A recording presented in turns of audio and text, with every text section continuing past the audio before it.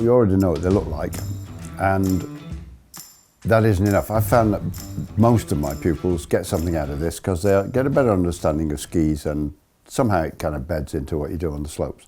You know the general shape. This bit's called the shovel, where it's turned up at the tip. The tip is always wider than the rest of it. The waist is always the narrowest bit, and then it widens out again at the tail. Why? Well, the reason it turns up at the tip is because let's imagine that the slope is going straight away from me.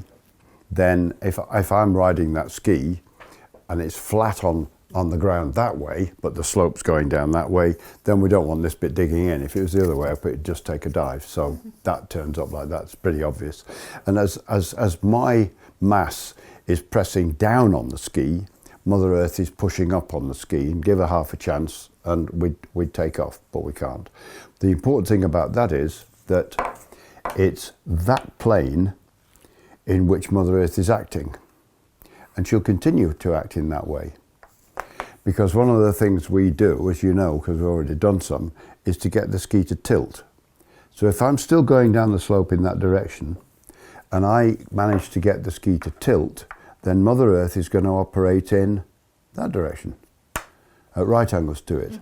And that will begin to deflect the ski. And it's assisted by the fact that the tip, the shovel, is wide here, so that when it's tilted, that bit has added pressure and will incise the surface. And underneath that surface, it will create a platform. And as that arc comes round, as you know, we'll be bracing against it. That's the reason that's that shape. The reason it's narrow in the middle is more interesting. Well, I think it is. If the ski was like they used to be, which is a dead straight line, then when the ski bent, it wouldn't perform like these skis do. Because we know that we want the ski to bend. When the ski bends, it will then start being pushed around an arc. And we need the ski to bend in that plane. Look what happens if I take a straight-sided piece of something and bend it and then tilt it. Can you see the contact point? It's tiny. It'll be rocking about. It'll be very unstable. Even with the platform underneath, it's going to be very unstable. But look what happens if you've got a side cut to it. If you tilt it and bend it, you can see that the side cut then enables the ski to be bent and in contact with the snow along its whole length, which is what squeezing grapes is about. If we squeeze a grape here, what we get is that, and we get a full length platform. The ski is built with a camber, and when we stand on it, that camber disappears. And the reason for that is because the ski designers wanted a certain amount of pressure under this spot, under this part of the ski, and a different amount of pressure there, and a different amount there, and a different amount there, and so it went on all the way back. You'll see I've drawn a little line on the ski, just across the centre there. That's my representation of the line, the point, around which the ski designer designed this ski. So he said, that's where I really want the skier's mass to be acting, because I've seen to it, I've distributed that pressure all the way along as I choose. And that'll be different. My skis, long, all-mountain skis, they'll have a different pressure profile along them than yours would have. Yours was designed for a radius of about 10.5 meters, I think, and mine were designed for 19. So they've got different purposes. So the reason I put that line there is because if you looked at an actual pair of skis, you would find that there would either be a dot or a row of dots or a line marked on the ski, and it'll be about there. And where the bindings are set, they're set such that they position the boot in a particular place. And if you look at your boots, somewhere on either side, just in the center, somewhere near the center of the boot, you'll see a little line or a dot or a pimple or something which lines up with that. So it's all a bit clever stuff, you know, there's more to it than at first there appears.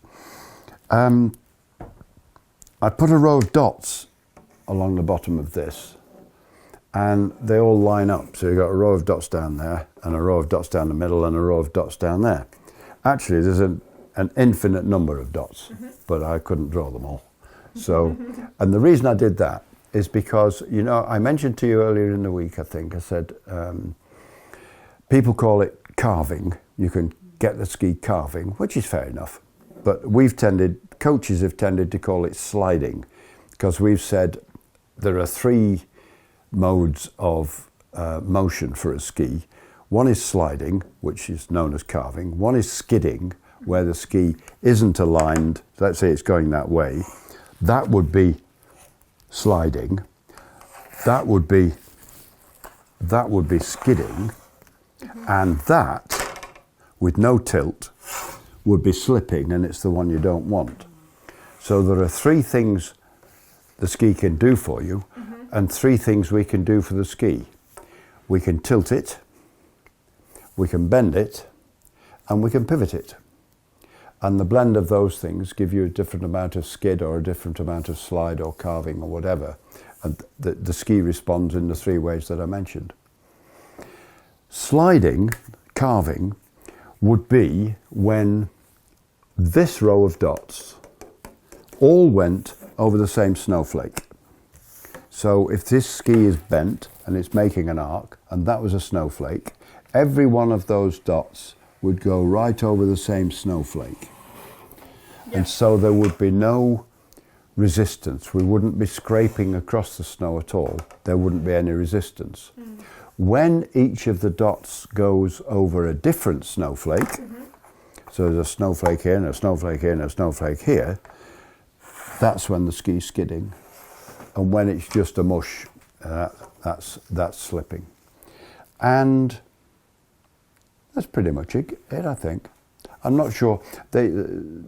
Some of the ski, I asked John Shedden, I said, while I'm here, could you just give me a bit of advice on ski lengths? Because I'm not sure I think it matters very much. Because if you really are, you're pressing that beetle, you're sinking onto the beetle, and it's Mother Earth which is creating an arc for you. What does the ski length matter? It doesn't matter. And he said, well, it only matters if you want to flick it about like this and you want to do a lot of rotation. So people get overly concerned about the length of a ski. So, and I said, well, why do the ski shops say, let's have a look, you're about that height, have one of these? He said, you would probably find that the following day, if the same height of person went in, they would say, this is the height of ski you would need, and it would be the one that got in stock. So, although it matters to some extent, it's not madly critical. Is there anything else you want to know about that? Anything else you want to know? I actually think that's really helpful for me, because it helps me to visualise what's happening to my skis. When I think about the beetle, when I think about the grape, I can now see the impact that's having on the skis as well. So I think that's really helpful. So a bit of understanding helps, doesn't it? I've said to folk in the past, this is actually like an extension foot. And usually skis are rather longer in front of this design centre point than they are to the rear, just like your foot is. It's not as far back from the arch of your foot to the heel as it is to your toe. And these things absolutely replicate a foot, only they're just a heck of a sight longer, which means that when you press on your beetle just here, the ski designer has seen to it that acts here, just like an extension, as though your big toe was here instead of here. In the past, I've said to folk, if you can develop an awareness of this part of the ski, let's say I'm doing a left-hander, if you can develop an awareness of this part of the ski, it's helped some people to think of it almost like wood carving. If I can be very conscious when I start doing things with my toes, that this might well be the area of ski I care about. I could think of myself as just carving a shape into the snow, and that's helped folk as well. Well, there was one more thing. That's right, I remember what it is. Skis are now a very different shape to the way they used to be, and skiing as a result has changed. It's got a lot easier. What the skis used to be like, where they were straight-sided and they were made of wood. And then later on they got being made out of plastics of one kind and another, but they were very early plastics and different materials technology to what's used nowadays. The one thing we don't want a ski to do is to be able to, I can twist this one because it's not a proper ski, but we don't want the ski to twist. Yeah. Because if I'm trying to create an arc that way and that tip twists that way, I'm going to get far less purchase. And so it's actually materials technology that probably made more difference to skis than anything else, because modern skis don't twist that way at all, but they bend that way very easily. And in the old days, in order to stop them doing that, you also stop them doing that. So that's why skiing's got a great deal easier, and we no longer have to, if we're going in that direction, I want to go over there, we used to have to go, hup, pivot them in the air, and land again, and go in that direction. It's interesting, isn't it? Yeah, how really it's all interesting. developed and Yeah. everything's changed. So, well, I'm glad it was useful for you. Makes a lot of sense. Yeah. Thank you.